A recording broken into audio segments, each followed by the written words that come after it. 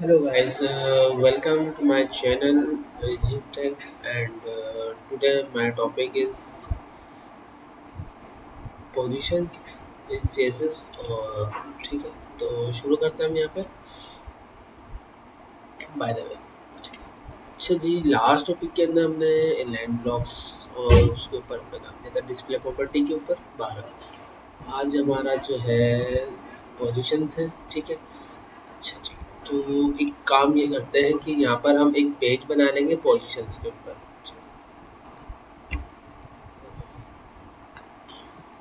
Positions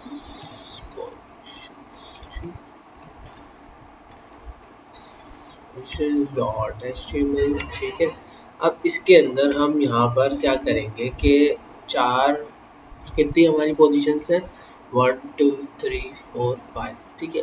5 positions है और 5 में टिप बनाने वाला हूँ, ठीक है। तो यहाँ पे मैंने सॉरी डिव, ठीक है, दिस इज डिव 1, ठीक है। एंड इसी तरह से मैं 4 डिव बना रहा हूँ। तो वो कितने हैं हमारे पास, 1 2 3 4 5 है। तो 5 डिव मुझे चाहिए, control C and control V, control V, control V, control V, ठीक है। अब 5 हो चुके होंगे मेरे से, 2 3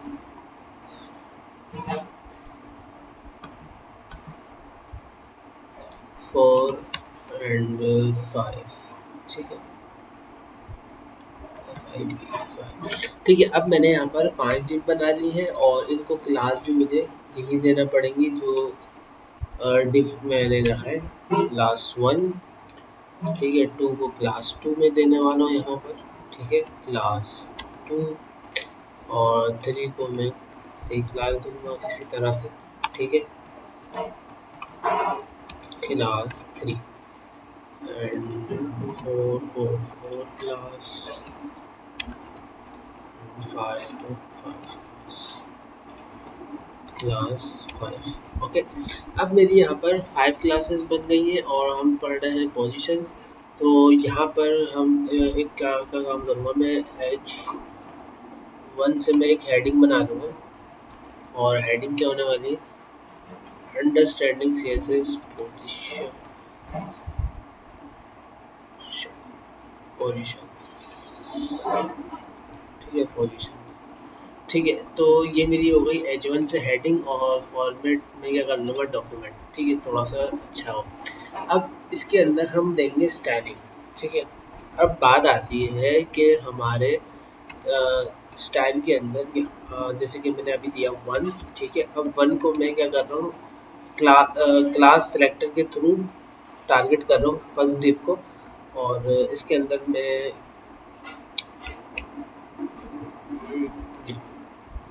पोजीशन स्टैटिक, ठीक है। अब देखें स्टैटिक होती क्या है, इसको तो मैं कर लेता हूँ कॉपी एंड यहाँ पर आके हम इधर आ जाएंगे एंड दी पेस्ट, ठीक है।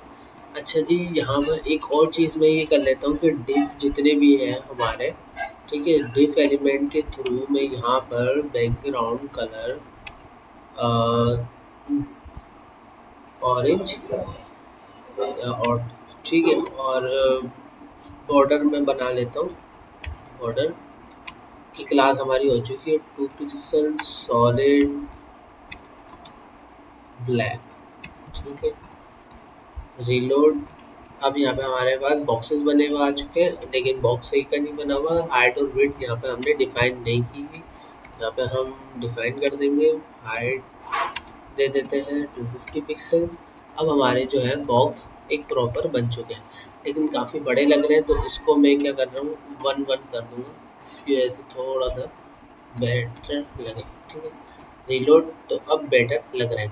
उसके बाद डिस्प्ले प्रॉपर्टी में आपको पढ़ा चुका हूँ, तो यहाँ पे मैं लगाने वाला हूँ डिस्प्ले लाइन ब्लॉक, ठीक है। उसके बाद मैं इसको करूँगा रीलोड, और ये सारे पाँचों डिव एक लाइन में आ चुके हैं।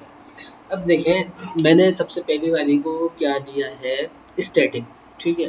अब स्टैटिक होता क्या है कि हमारे जो पेज में बाय डिफ़ॉल्ट जो चीज़ होती है वो स्टैटिक होती है, ठीक है? बाय डिफ़ॉल्ट जो भी हमारी स्टाइलिंग होती है, हम इधर आते हैं, डिफ़ॉल्ट जो होती है हमारी ब्राउज़र की वो क्या होती है, स्टैटिक होती है। और हमने क्या कर दिया कि उसको डिफ़ॉल्ट के बजाय अब हमने डिस्प्ले सॉरी पोजीशन हमने स्टैटिक की दे दी है डायरेक्ट, ठीक है? अब हमारे पास यहाँ पर आता है कि अगर मुझे टॉप से, ठीक है, टॉप से मुझे करना है 20 पिक्सल, ठीक है?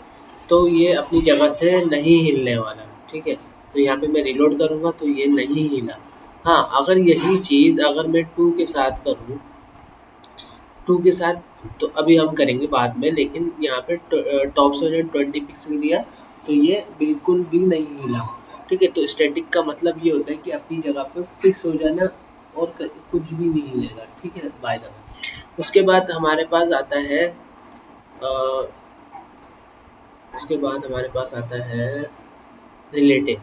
रिलेटिव्स का वर्ड आप सुनकर क्या बोल सकते हैं कि moves relative to its normal position, मतलब कि बराबर वाले को देखकर अपना काम करेगा। डेट सी कि अब हम इसको क्या करने वाले हैं। अच्छा, मुझे ये जो मैंने वन ऊपर रखा है ना, इसको कट करके मैं नीचे लेकर आना चाहता हूँ क्योंकि ये कॉमन नहीं है, कॉमन वाली ऊपर थी जो स्टाइलिंग मैंने दे दी, बाय द वे। अब यहाँ पर मैं अब 2 को मैं टारगेट कर रहा हूँ, ठीक है? 2 को मैंने टारगेट करना है और इधर मैं दूँगा पोजीशन रिलेटिव। पोजीशन मैंने रिलेटिव दी, ठीक है? अब देख सकते हैं आप यहाँ पर कुछ इतना फ़र्क नहीं पड़ेगा, ठीक है? कुछ फ़र्क ही नहीं पड़ा। अब हम यहाँ पर पोजीशन देंगे कि भाई टॉप से चाहिए, लेफ्ट से चाहिए, राइट से चाहिए, बॉटम से चाहिए। 4 प्रॉपर्टीज़ होती है पोजीशन के अंदर की, तो वो हम यहाँ पर करेंगे।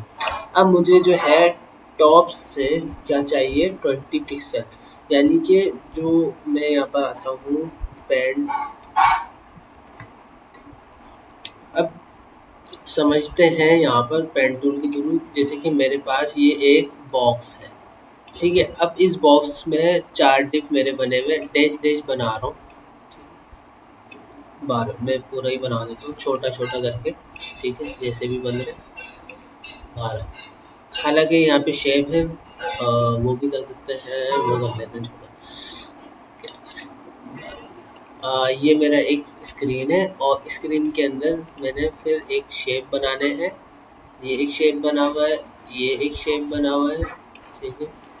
अब वो आगे पीछे मैं ऐसे ही बना रहा हूँ समझाने के लिए, बाय द वे, ठीक है? ये सब एक लाइन पे बने हुए हैं। अब हुआ क्या कि मैंने बोला स्टैटिक, पहली वाली जो थी हमारी स्टैटिक थी, तो अब इसको तो हम कुछ नहीं कर सकते ना, ये तो एक जगह फिक्स हो गई।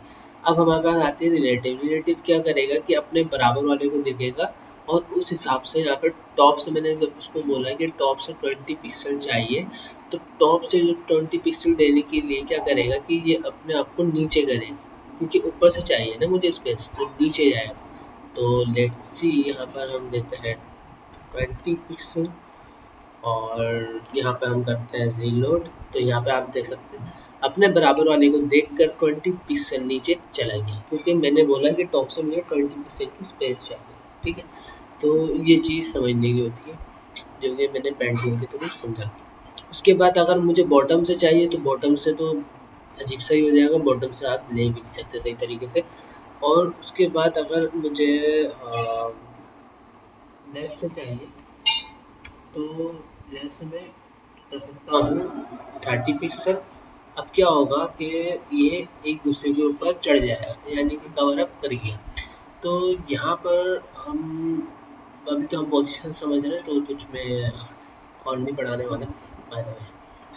तो ये होता है हमारा टॉप और लेफ्ट, जो मैंने अभी समझाया कि हमारा जो 2 वाला डिव है वो रिलेटिव के ऊपर चलाइए, क्योंकि मैंने बोला कि मुझे राइट लेफ्ट से 30 पिक्सल की स्पेस चाहिए, तो 30 पिक्सल की इसने स्पेस दे दी थी, तो एक के ऊपर एक चढ़ गया।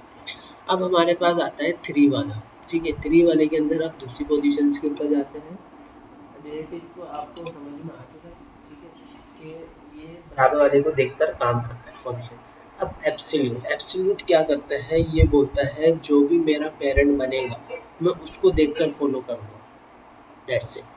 अब इसको समझने के लिए यहाँ पर हम अगर हम अपने कोड पे आते हैं तो अगर आप इन सब डिव का पेरेंट देखें तो पेरेंट आप मुझे जल्दी से कमेंट में बताएं कि कौन सा हो सकता है। चलिए मैं बताने वाला हूँ। बॉडी है इसका पेरेंट, ठीक है।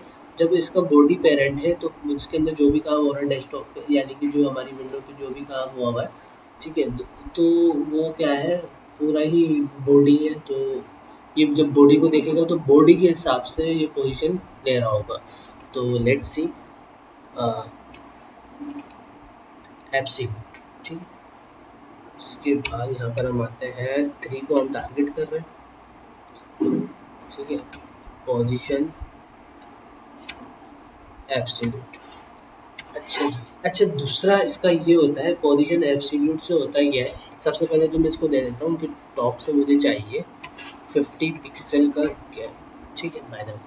अच्छा, उसके इससे होता ही क्या है एब्सोल्यूट से कि जो एक लाइन थी ना, जो एक लाइन में सारे डिप बने हुए थे, तो होगा क्या कि ये फोर थ्री वाले को जब मैंने दिया ना, तो ये जो ये चारों थे ना, इन कैटेगरी से ये जो थ्री वाला है इन चारों की कैटेगरी से आउट हो गया है। जब ये आउट हो गया है इनकी कैटेगरी से तो उसकी स्पेस भी खाली हो चुकी है, यानी कि उसकी स्पेस कोई भी कवर अप कर सकता है, ठीक है। वहाँ पर कोई डिव ही नहीं है तो स्पेस बच गई है वहाँ पर, बाय द वे। तो इसको जब हम देखते हैं, इसको करेंगे रीलोड, ठीक है।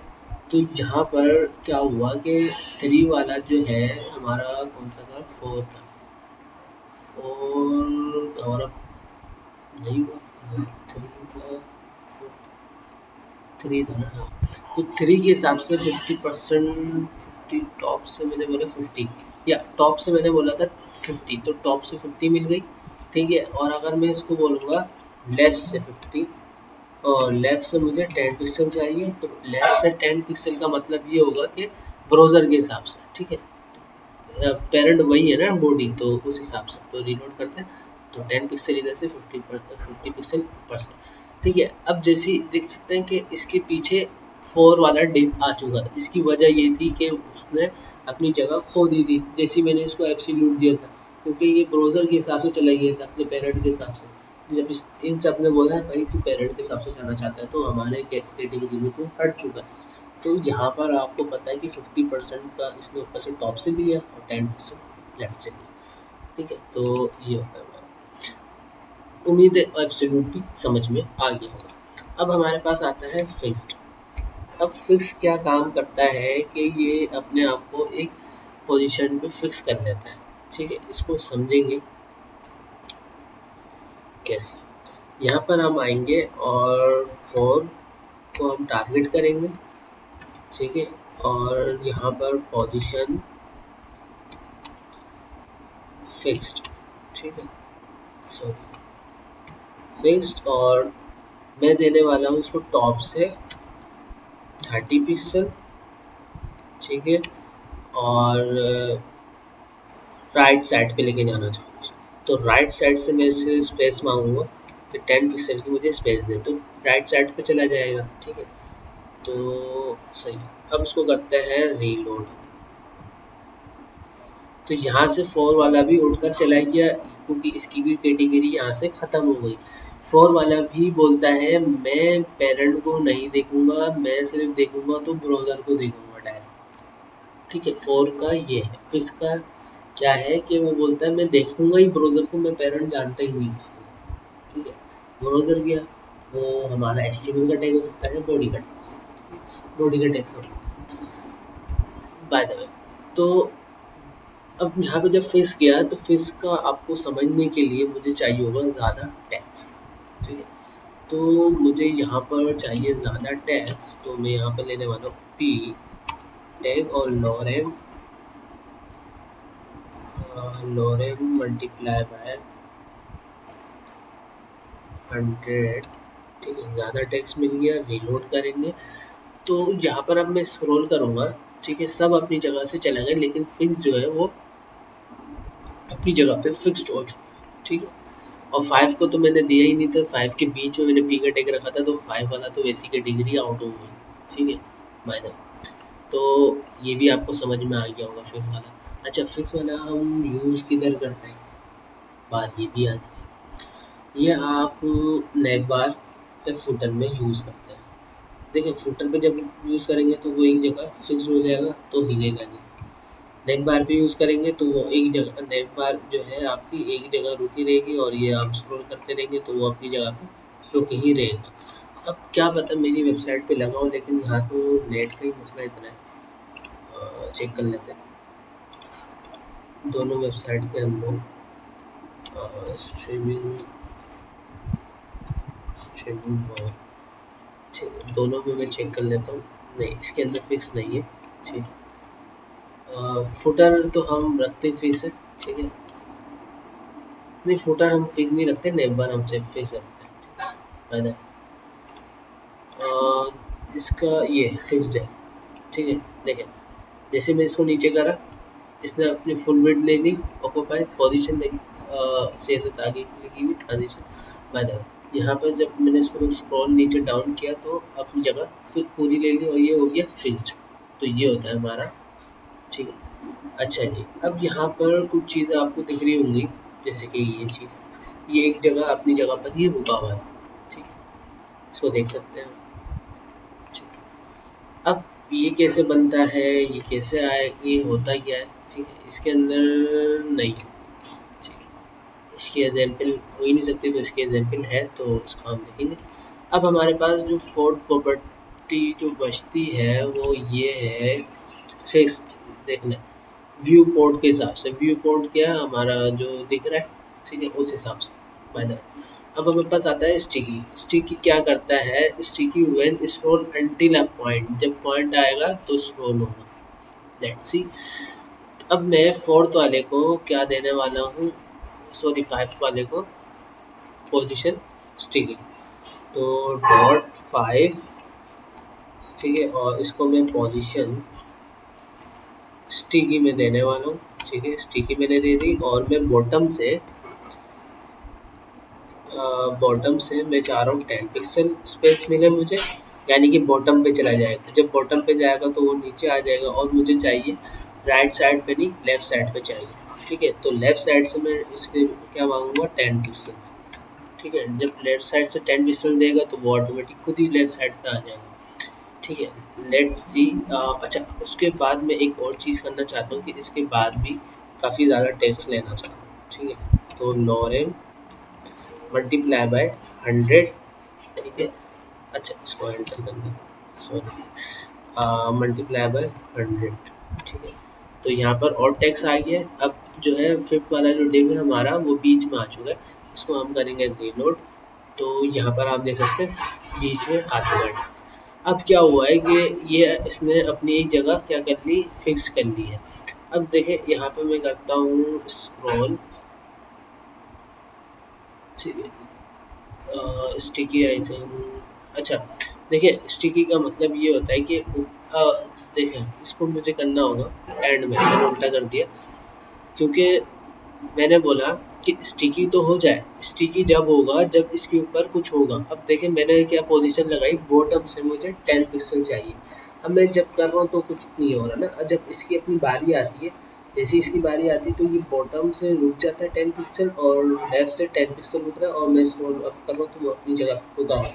अगर मुझे ये बनाना है, ठीक है, तो इसके लिए मुझे बिल्कुल एंड में लेके जाना पड़ेगा।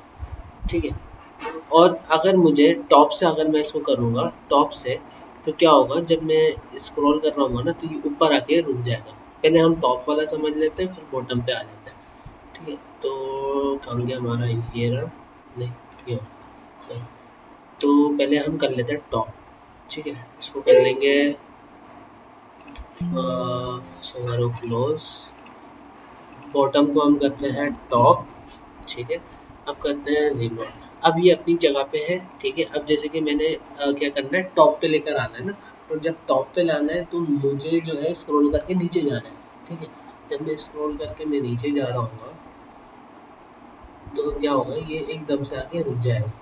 ठीक है, क्योंकि टॉप से मुझे चाहिए था, टॉप पे आके फिक्स हो गया। ठीक है, अब मुझे जब स्टिकी बॉटम से बनाना है, तो बॉटम से मुझे लाने के लिए क्या करना पड़ेगा तो बॉटम की प्रॉपर्टी यहाँ पर लगाना पड़ेगी, बॉटम। और बॉटम लगाने के बाद मुझे जो है ये चीज़ कंट्रोल एक्स एंड में लेके जाना पड़ेगी। एंड में मैं लेकर गया, रीलोड करेंगे। अब क्या होगा कि ये एक जगह फिक्स हो चुका है, ठीक है? क्योंकि मैंने बॉटम दिया हुआ है। अब क्या हुआ कि ये जो चीज़ थी वो बन गई। अब इसके अंदर आप टेक्स्ट लिख सकते हैं, लेकिन ये चीज़ तो अलग चीज़ है। लेकिन बाय द वे आप ये चीज़ बनाने की कोशिश तो कर ही सकते हैं, ठीक है? तो स्टिकी आप ज़्यादा प्रैक्टिस करें पोजीशंस की, तो आपको ज़्यादा समझ में आएगा, ठीक है? बाय द वे उम्मीद है कि आपको ये लेक्चर समझ में आ गया होगा। तो मिलते हैं नेक्स्ट वीडियो में। Bye bye.